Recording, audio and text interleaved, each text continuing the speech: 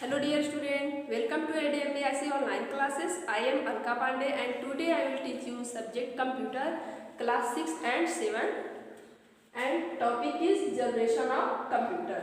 Dear student, इसके पहले video में मैंने आपको बताया कि कंप्यूटर को दो भागों में विभाजित किया गया है, जिसमें फर्स्ट था classification on the basis of purpose.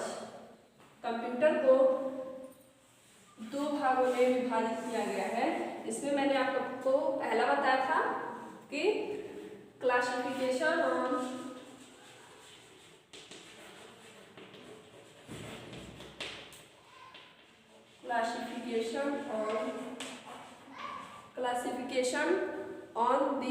Basis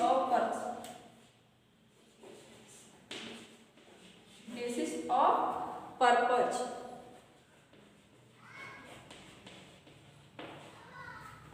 I mean कार्य के आधार पर विभाजन एंड सेकेंड था क्लासिफिकेशन ऑन द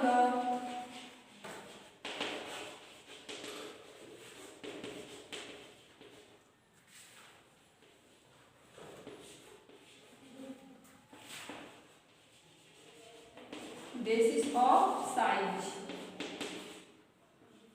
पहला, जो कंप्यूटर को किसके आधार पर बांटा गया, किसके आधार पर विभाजन किया गया है?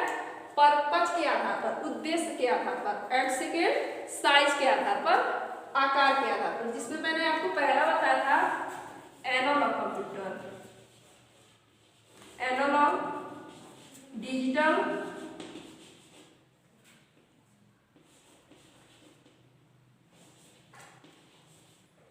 And third hybrid. में फर्स्ट में है तीन प्रकार के, जो कि analogue computer, digital computer and hybrid computer. और आज आप पढ़ेंगे classification on the basis of size. Size के आकार के आधार पर कंप्यूटर का विभाजन। डियर स्टूडेंट, आकार के आधार पर कंप्यूटर को चार भागों में बांटा गया है। पहला है माइक्रो कंप्यूटर,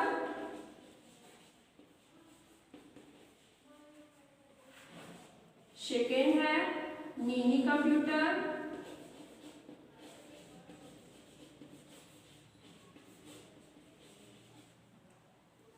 थर्ड है mainframe computer,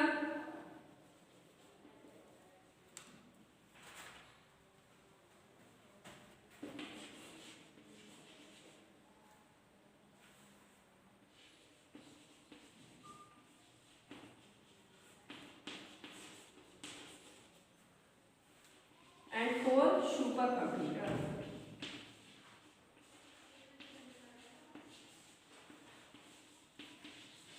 okay dear student, आकार के आधार पर कंप्यूटर को चार पार्ट में विभाजित किया गया है। फर्स्ट है microcomputer, second minicomputer, third mainframe computer and four super computer.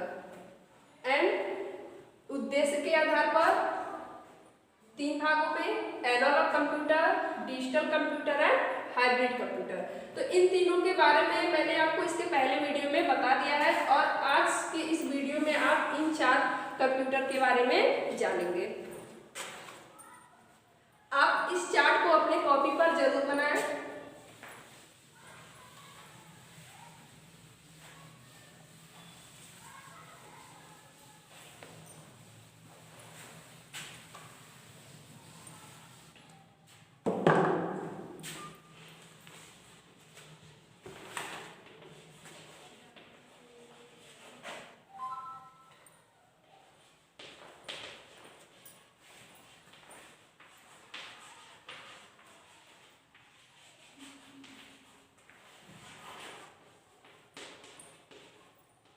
Classification on the basis of size, जिसमें फर्स्ट है माइक्रो कंप्यूटर।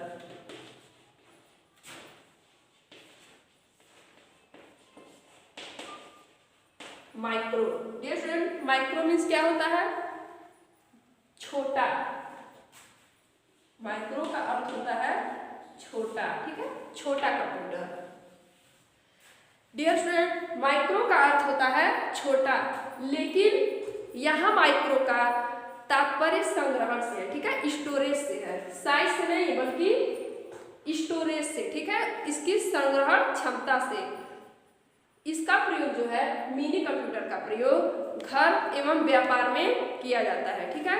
घर और व्यापार में किस तरह से किया जाता है? जैसे घर में बजट बनाने के लिए किया जाता है, और व्यापार में जो व्यापारी होते हैं वो अपने व्यापार में जिस वस्तु का व्यापार करते हैं उस वस्तु से रिलेटेड उसमें पूरा बायोडेटा रखते हैं कि उनको अपने व्यापार के द्वारा कितना लाभ हुआ, कितना हानि हुआ, या फिर कितना बचत हुआ, ठीक है। तो जो व्यापारी होते हैं वो अपने इन सभी का बायोडाटा जो है वो माइक्रो कंप्यूटर में रखते हैं।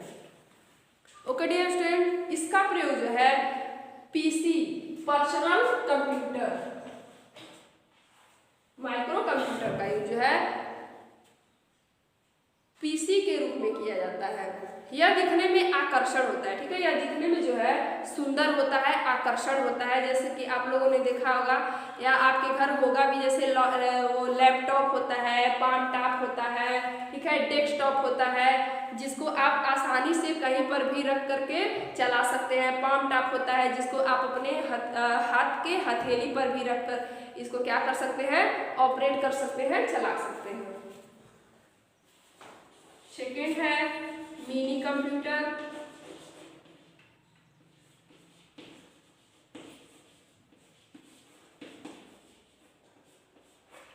Mini computer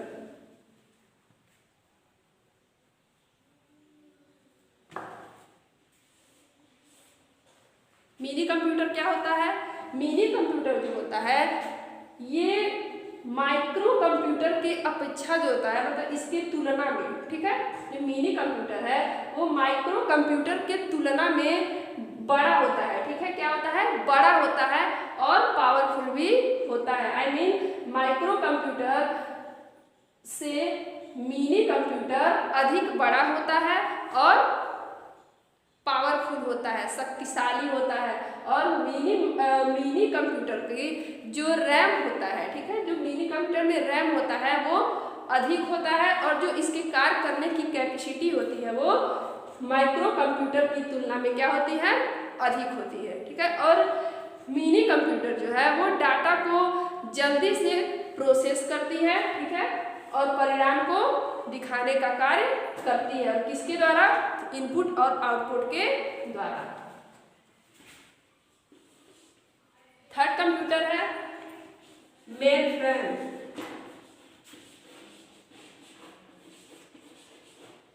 mainframe computer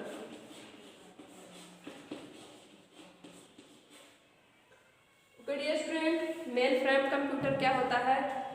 mainframe computer जो है इसकी साइज जो है वो बहुत ही बड़ी होती है, ठीक है, मतलब कि बड़ी होती है, और इसकी जो स्टोरेज कैपेसिटी होती है, इसकी मेन फ्रेम कंप्यूटर की जो स्टोरेज कैपेसिटी होती है यह बहुत ही अत्यधिक होता है।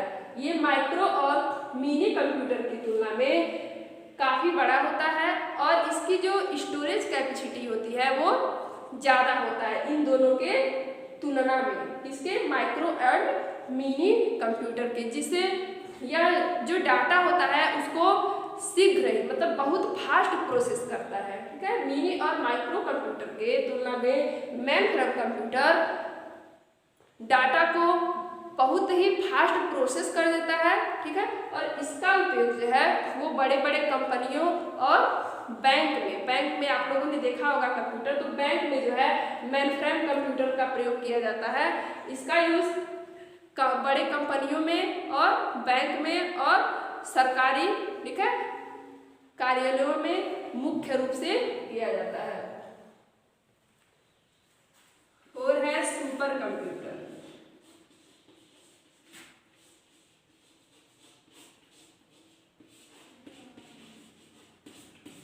Supercomputer mainframe computer के बाद आता है supercomputer. Dear friend, supercomputer जो है ये सबसे बड़ा होता है, ठीक है, ये सबसे बड़ा और फास्ट होता है और इसकी जो मूल्य होती है वो बहुत ही ज़्यादा होता है, बहुत महंगा कंप्यूटर होता है। तो सुपर कंप्यूटर जो है ये सबसे बड़े, फास्ट और महंगे होते हैं और इसका प्रयोग डिफ़िकल्ट वर्क, जैसे कि अगर मौसम का पूर्वानुमान लगाना हो, ठीक है, या फिर कुछ सर्च करना हो तो सुपर कंप्यूटर का प्रयोग किया जाता है।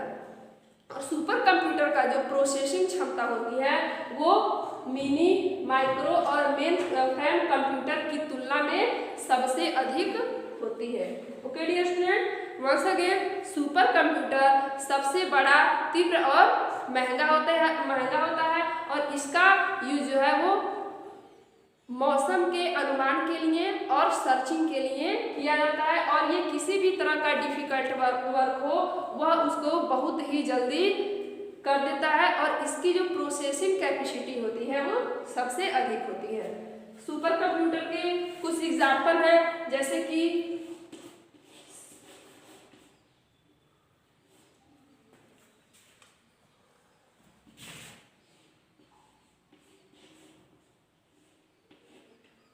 CRAY,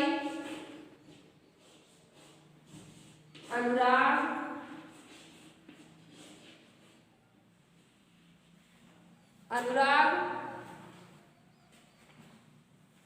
cyber,